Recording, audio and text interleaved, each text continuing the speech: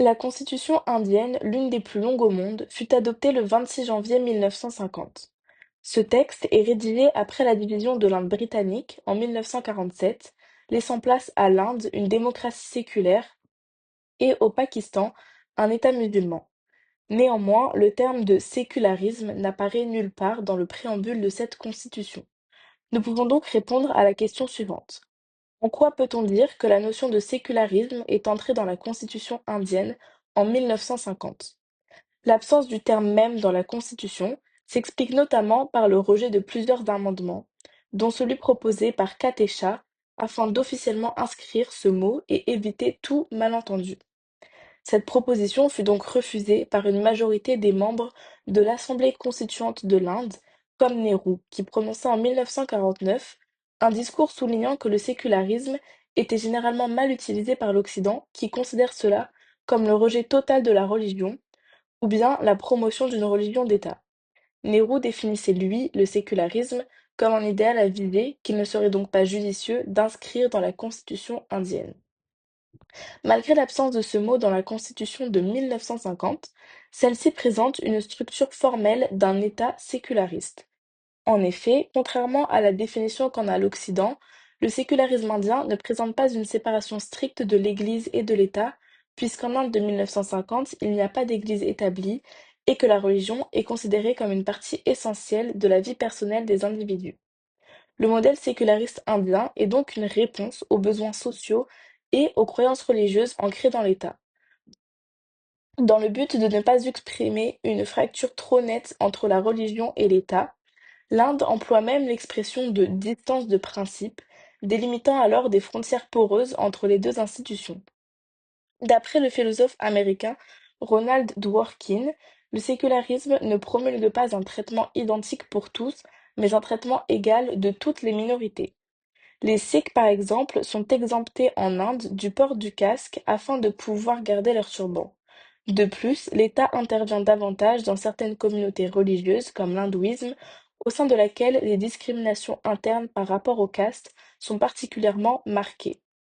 Les décisions judiciaires concernant le respect du sécularisme ne sont donc pas préalablement définies, mais sont plutôt étudiées au cas par cas afin de déterminer si dans la situation présentée, c'est le droit individuel qui prime sur le droit religieux, ou encore si l'affaire est du domaine public ou privé. Certaines règles sont tout de même clairement inscrites dans la Constitution. Par exemple, la religion n'a aucun droit de regard sur les lois pénales de l'État. Effectivement, la liberté de religion est garantie. De plus, aucun individu n'est obligé de payer les impôts affectés au maintien ou à la diffusion de n'importe quelle religion ou profession. Les citoyens ne sont pas non plus obligés de suivre l'éducation religieuse d'un établissement scolaire, même privé. Évidemment, l'État a aussi le devoir d'abstenir toute discrimination envers les citoyens indiens sur la base de la religion, de caste, de race, de genre ou encore de lieu de naissance. Ensuite, l'État se doit, d'après la Constitution, de garantir l'autonomie du choix des individus de communautés religieuses, mais également l'égalité ainsi que la paix et la tolérance, permettant aux individus d'exprimer publiquement leurs croyances. Pour finir, l'État s'autorise à intervenir positivement mais aussi négativement dans certaines affaires religieuses.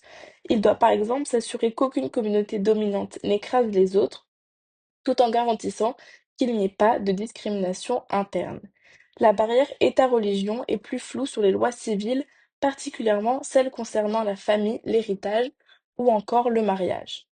En effet, ces lois, appelées personal law, ne donnent pas exactement les mêmes droits civils aux individus de religions différentes. Pour commencer, les intitulés de loi comprennent les noms de religions, comme la loi sur le mariage hindou, passée en 1955 et codifiant les lois du mariage de tout citoyen indien, qui ne soit ni chrétien, ni musulman, ni juif, ni zoroastrien. Cela exclut donc une certaine partie de la population, bien que la majorité pratique effectivement l'hindouisme.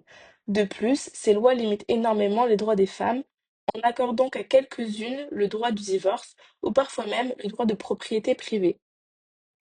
Il faut donc Bien comprendre que malgré le fait que l'Inde se proclame séculariste, sa constitution présente des lois civiles propres à chaque religion, parfois au détriment des droits fondamentaux des citoyens ou même de leur dignité. Par exemple, la loi sur la dissolution du mariage musulman, adoptée sous la loi coloniale britannique en 1939, mais toujours en vigueur en 1950, autorise le divorce aux femmes musulmanes pour différents motifs, mais ces femmes ont le droit de contracter uniquement un mariage, contrairement aux hommes musulmans. Les lois civiles indiennes ne garantissent donc pas l'égalité pour tous en fonction de leur religion. Heureusement, d'importants efforts sont fournis par le gouvernement indien afin de rendre sa société plus juste, bien qu'il faille encore aujourd'hui y travailler. Dans cette lancée, le terme de sécularisme fut uniquement inscrit en 1976, constituant le seul amendement jamais modifié dans le préambule de la Constitution indienne. Alors, Narendra Modi, Premier ministre indien depuis 2014, propose une idéologie nationaliste hindoue. Il semble pertinent de se demander si le sécularisme indien tel qu'il a été conçu en 1950 peut survivre et sinon, quel viendra-t-il de la démocratie indienne?